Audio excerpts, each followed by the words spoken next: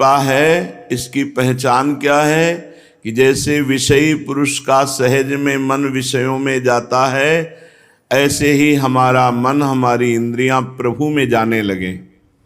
जो मनाखष्टान इंद्रियाणि प्रकृति स्थान कर्षति, वो परमात्मा स्थान कर्षति। हमारा मन, हमारी 5 ज्ञानेंद्रियां ये जब स्वाभाविक प्रभु की ओर जाने लगे तो समझ लेना चाहिए कि अब हमारा काम हो गया, भगवान ने हमें स्वीकार कर लिया है। भगवान की स्वीकृति का यही लक्षण है कि हमारा स्वाभाविक मन परमात्म चिंतन में डूबने लगे। स्वाभाविक जैसे विषय आकर्षण होता है, ऐसे भगवद आकर्षण होने लगे। तो ये हमारे ऊपर कृपा तो है सबके ऊपर, क्योंकि धाम मिला, सत्संग मिला, उपासना मिली। अब हमें अपनी तरफ से कमजोरी नहीं रखनी, अपनी तरफ से पूरा प्रयास करना है भगवद स्मरण का, और जो कमजोरी है वो प्रभु दूर करेंगे, बड़े करुणा निधान हैं। यदि हम चूक गए, भजन नहीं बना पाए और विषय चिंतन, विषय सेवन में, तो श्रीपाद कह रहे कुंभी पाकाधिकतर महादुख संभार गेहा, रंभी दंभी न भय चकिता, स्त्रियाख्य कुंभी न सीता, गंभीरांतः प्रणय रहितो माधवे साधुलंभे, स्तंभीभूतस्तदपि न रसोत जृंभि वृंदावनम भो। कुंभी पाक नरक से भी अधिक दुखतर बना देने वाला ये अहंकार है। पुरुषत्व का अहंकार, स्त्रीत्व भाव का अहंकार, विद्या का अहंकार, धन का अहंकार, यौवन का अहंकार, ये नरक भुगाने वाला है। इसलिए पहला तो अहंकार का त्याग करें। ये अहंकार बहुत खतरनाक है। अपने में गुण बुद्धि जब आने लगे, दूसरों में दोष बुद्धि आने लगे, तो जान लेना चाहिए अहंकार जागृत हो गया है। जितना अहंकार पुष्ट होगा उतना ही आवागमन, नाना प्रकार के दुख भोगने पड़ेंगे। इसलिए उपासक अहंकार से बचे, गुरु कृपा प्रसाद से, नाम जप के प्रसाद से और सत्संग से प्राप्त विवेक के द्वारा। जितना अहंकार गलित होगा उतने भगवत तत्व प्रकाशित होगा। इसलिए कह रहे हैं कुंभी पाकाधिकतर महादुख संभार गेहा। ये देहाभिमान प्रतिपल नरक जैसा कष्ट देता रहता है। कभी ईर्ष्या, कभी द्वेष, कभी काम, कभी क्रोध, कभी लोभ, कभी मोह, ये अहंकार पिंड नहीं छोड़ता। श्रीपाद कह रहे हैं यदि इस अहंकार के अनुसार चेष्टा करोगे तो अगला उसका कदम है रंभी, रमण। वो आपको काम भाव में फंसा देगा। देहाभिमान चाहे स्त्रीत्व भाव का हो, चाहे पुरुषत्व भाव का हो, अगर भजन करके इसको मिटाया नहीं, दबाया नहीं, तो अगला कदम इसका होगा भोगों में फंसा देगा। और दंभी आपको नाटकी बना देगा। रंभी दंभी न भय चकिता।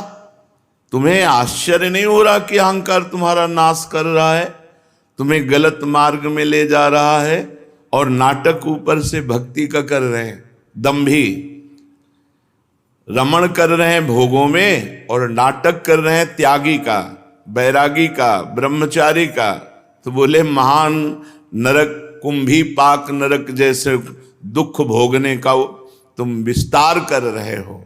अपने अहंकार को, देहाभिमान को गलित नहीं कर रहे, इसे और पुष्ट करते जा रहे हो। तो स्त्रीआख्या कुंभी न शीता, ये स्त्री आसक्ति अर्थात भोगाशक्ति, ये तुम्हें कभी ना सीता, कभी हृदय शीतल नहीं होने देगा। कामनाएं जलाती ही रहेंगी भोग की। ये ऐसा दलदल है कि एक बार जो गिरा निकल नहीं पाया।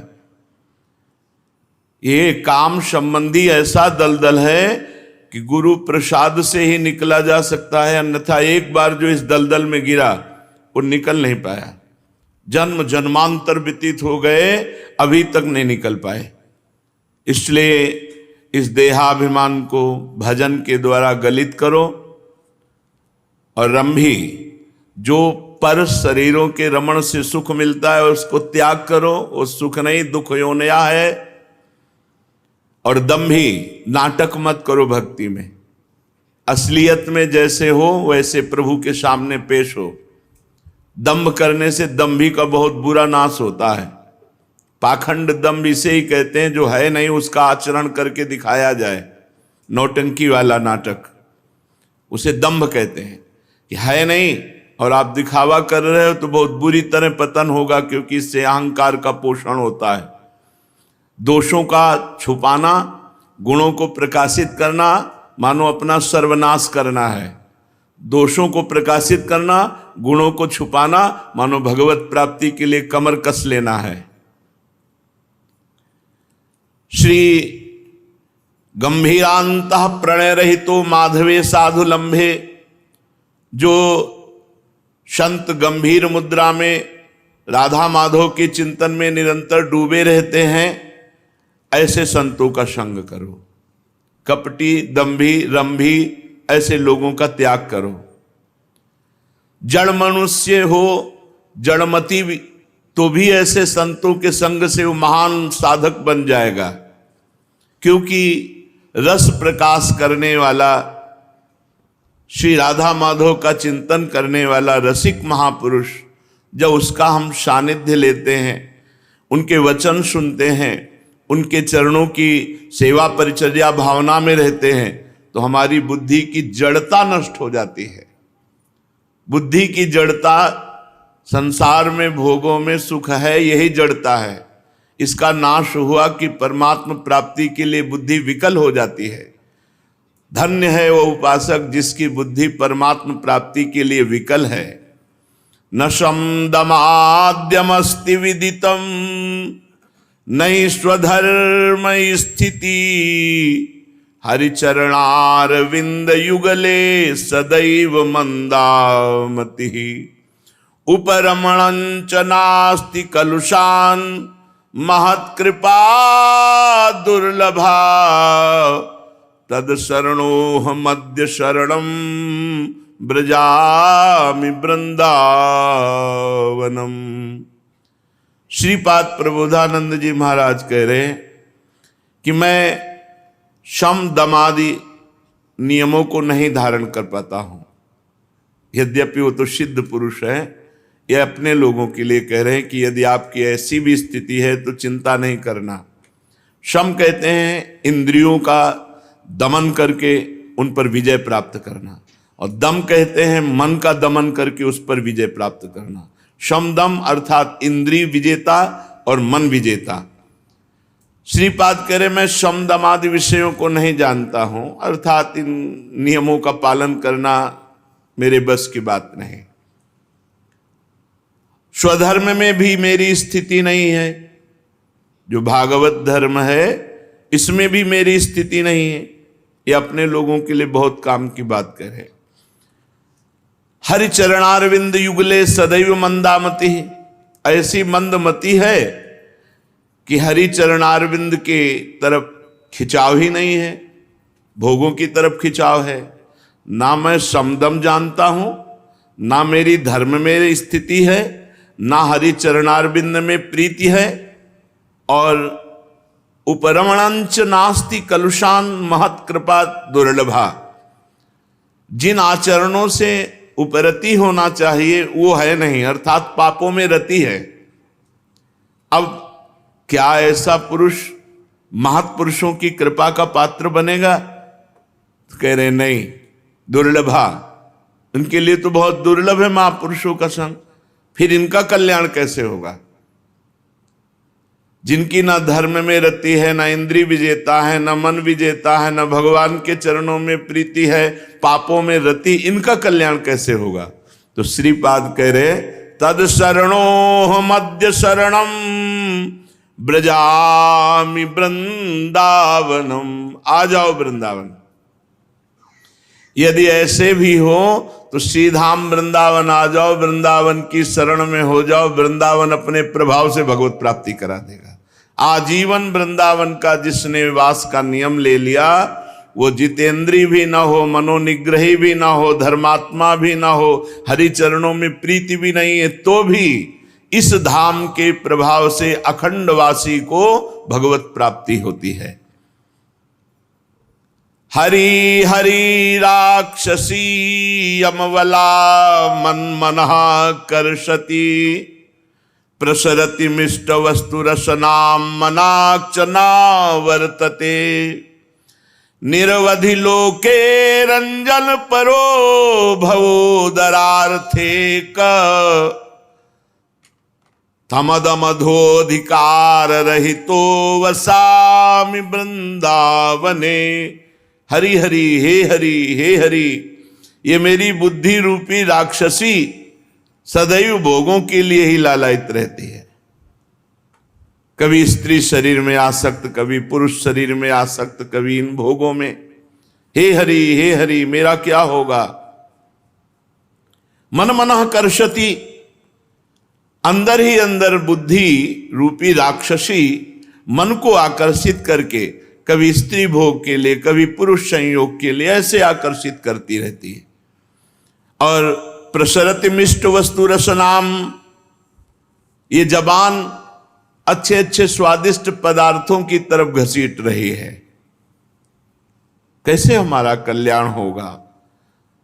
मनाक्षा ना वर्तते, जरा भी हटाने की कोशिश करो, हटी नहीं रही।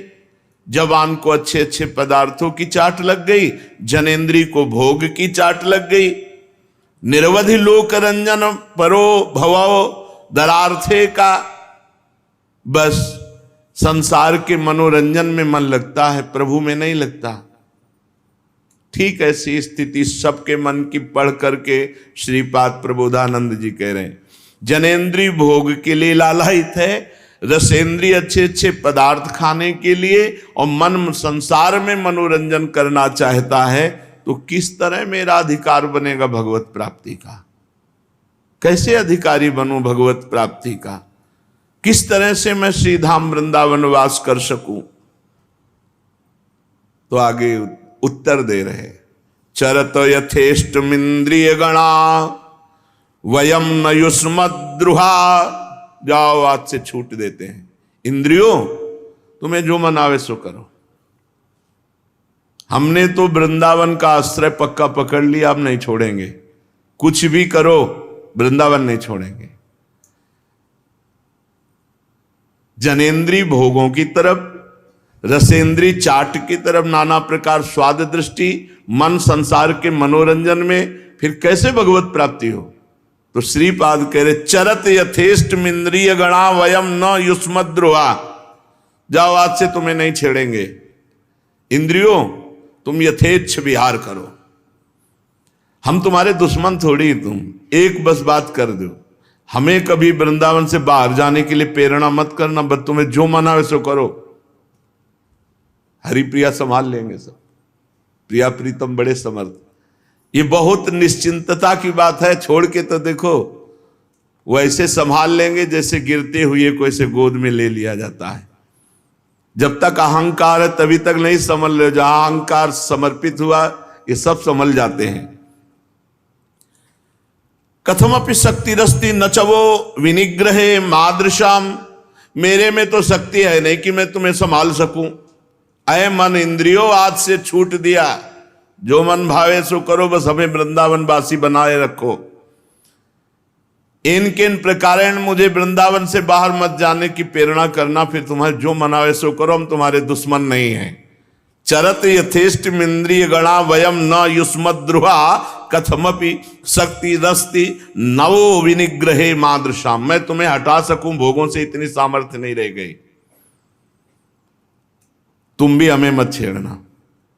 हम प्रिया प्रीतम कितनी प्रवीणता से इंद्रियों को बांध रहे हैं। जाओ, तुम्हें छूट दी, लेकिन तुम भी हमें छूट लो।